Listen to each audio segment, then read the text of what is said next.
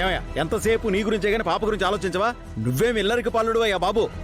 ఓహో, ఏంటి కదా మామ, టోన్ మారింది, ట్యూన్ మారుతుంది.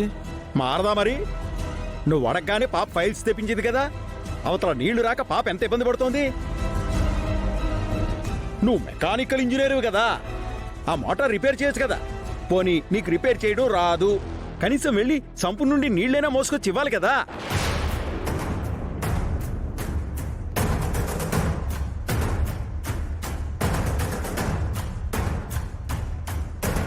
దొరికాడు వీడు. అప్పుడు నాతో చెరువు దగ్గర నీళ్లు మోయించాడు కదా.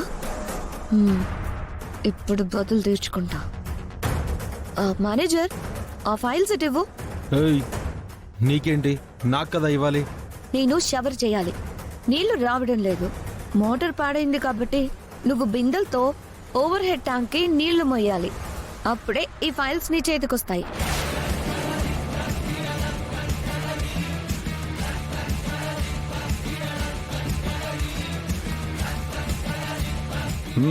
భలే చెప్పింది.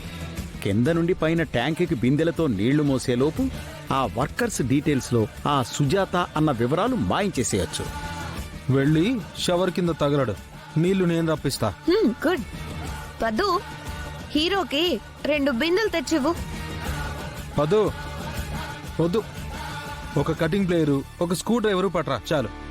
అవెందుకు? మోటార్ రిపేర్ చేస్తాడనుకుంటా. ఆ రిపేర్ పని ఎలక్ట్రీషియన్ తర్వాత వచ్చి చేస్తాడు. నువ్వు నేను చెప్పినట్టుగా పైన ట్యాంకులోకి బిందెలతో నీళ్లు మోయి చాలు. ఏంటే, నేను నీతో చెరువు దగ్గర నుంచి నీళ్లు మోయించానని రివెంజ్ ప్లానా? ఫైల్స్ కావాలా వద్దా? కావాలి.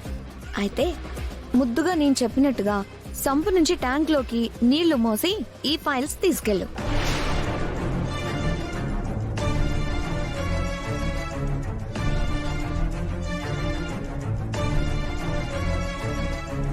సంపులో కూడా నీళ్లు లేవక్క. నీళ్లు లేకపోవడం ఏంటి? పని చేయంది సంపు మోటార్ కాదు, బోర్ మోటార్. ఛ! ఏదో ఒకటే మ్యాగీ పాప, నీళ్ళైతే అవసరంగా. ఆ మోటార్ రిపేర్ చేయని. వెళ్ళి ఆ పని చూడు.